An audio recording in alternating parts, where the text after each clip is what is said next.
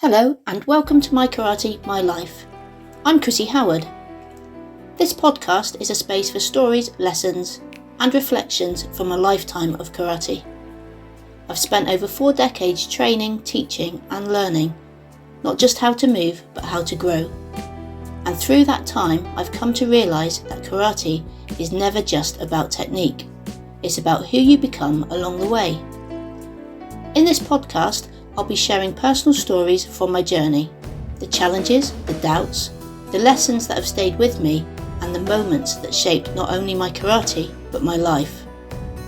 We'll talk about confidence, about fear, about resilience and about what it really means to keep going even when things feel difficult. Some episodes will be quiet reflections, some will be lessons from the dojo and some will be conversations with others walking their own martial path. This isn't about being the best, it's about showing up, learning and continuing, no matter where you are on your journey. Whether you've trained for years or you've never stepped into a dojo, I hope something here speaks to you. So thank you for being here and I look forward to sharing this journey with you. Hello and welcome to My Karate, My Life. I'm Chrissy Howard and this is episode 5. This podcast is where karate meets life. Through experience, through challenge, and through growth. In each episode, I'll be sharing insights from my own journey, woven with psychology, science, and philosophy. I'll be closing the episodes with dojo reflections, lessons from the floor, and soon your questions too. Each episode moves on from the next. They're a continuation of each other. So if you're landing here for the first time, maybe nip back to the intro and then episode 1, etc. so that you catch up and maybe have some greater insight into what I'm talking about today. I've titled this episode Trust, Trauma and Karate Within.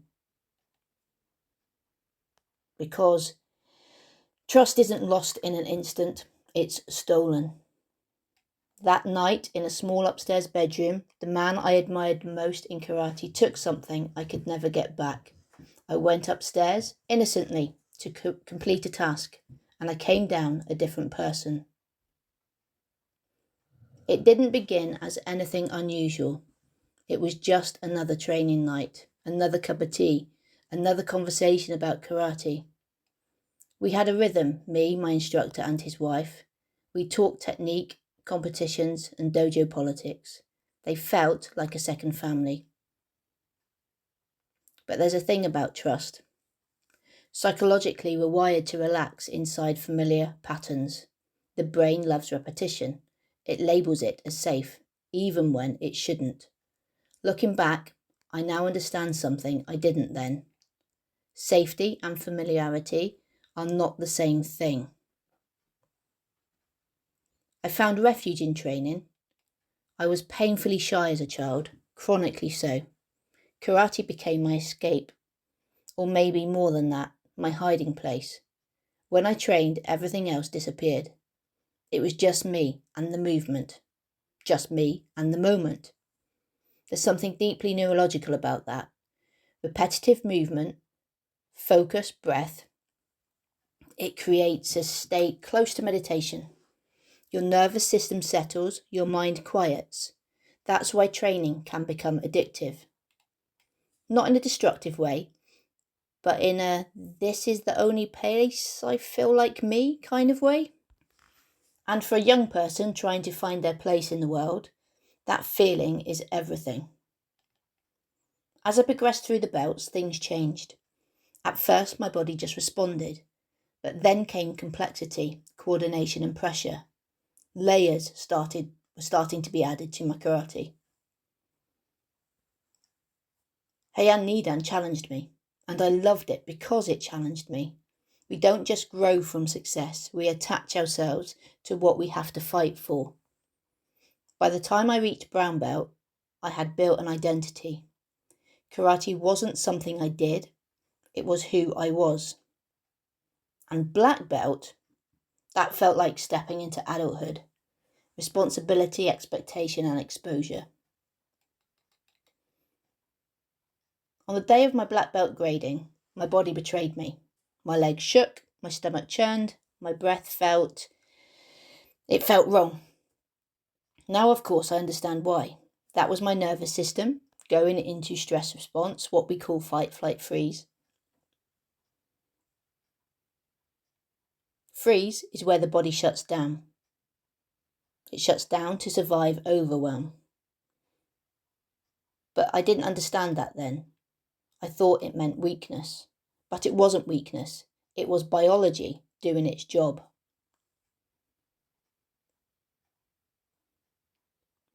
Then came the moment that changed everything. The night everything shifted. The same house, the same routine, the same trust. Until the rhythm broke. What happened next doesn't need detail, but it needs truth. I froze. Completely. And this is where I want to bring something important in, not just as a martial artist, but as someone who's lived it. Freezing is not consent. Freezing is not weakness. Freezing is survival. Your nervous system makes a decision faster than your mind ever could. Mine chose stillness.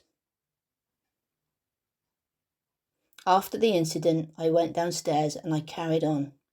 I sat with his daughter, played games. I pretended. And that's something trauma does that people don't always understand. It splits you.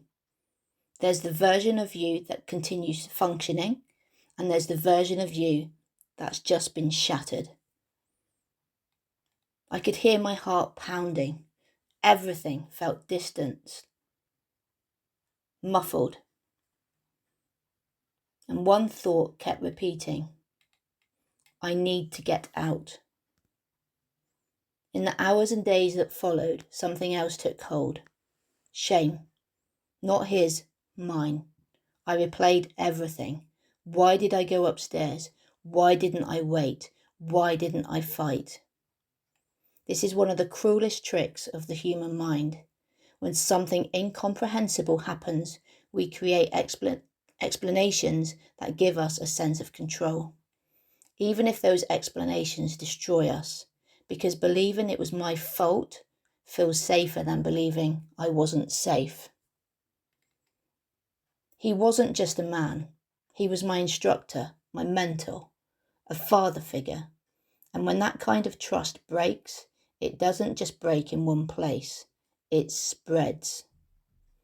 It spreads into other relationships. It spreads into other connections, even into the ones that are safe.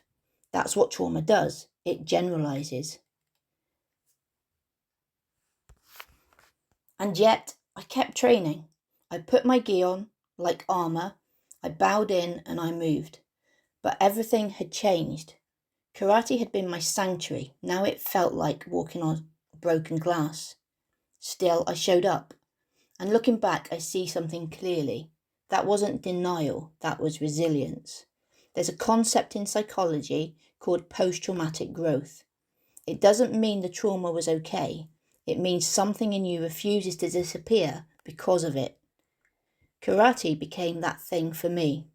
Not the man, not the environment, the art itself. Over time, I realised something I wish I understood sooner.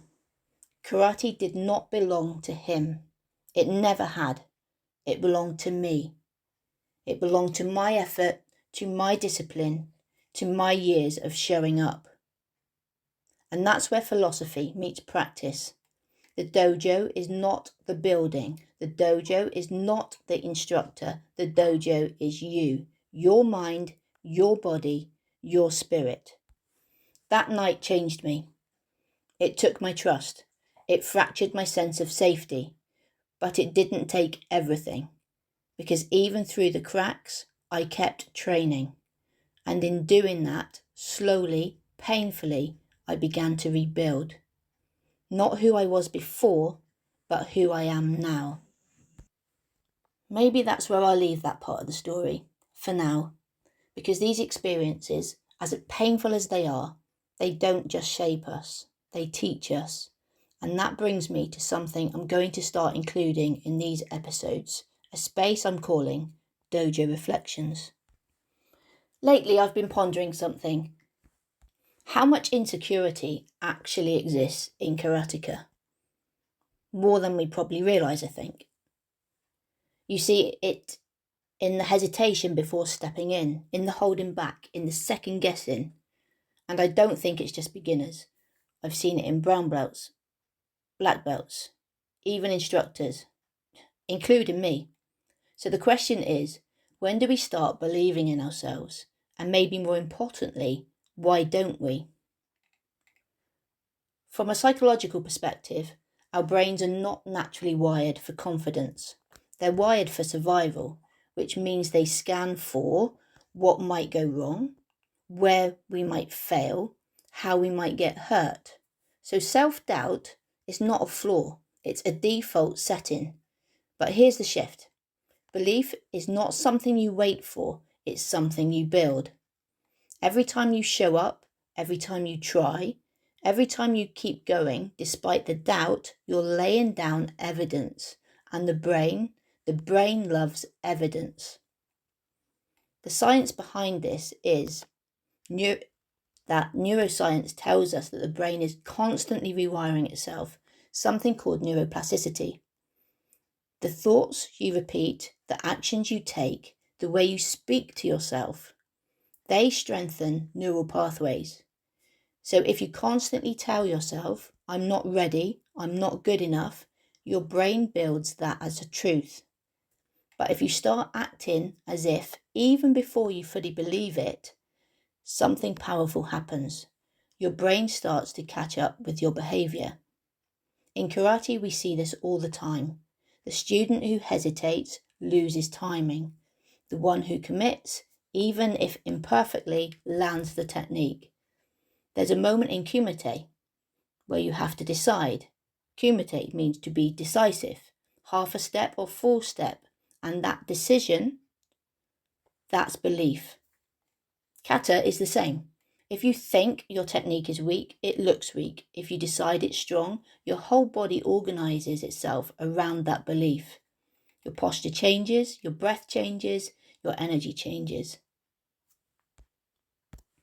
There's an old idea across many philosophies that we don't see the world as it is, we see it as we are.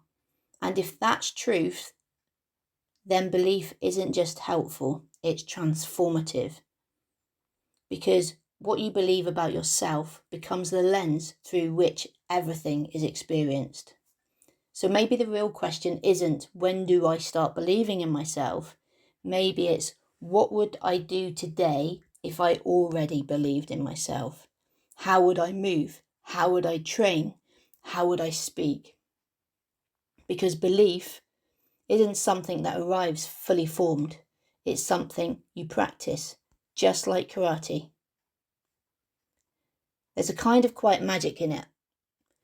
Not fantasy, not wishful thinking, but the kind of magic that comes from alignment. When your thoughts, your actions, and your intent all move in the same direction. Because in the end, belief isn't everything, but it is very often the thing that makes everything else possible. Thanks for listening today.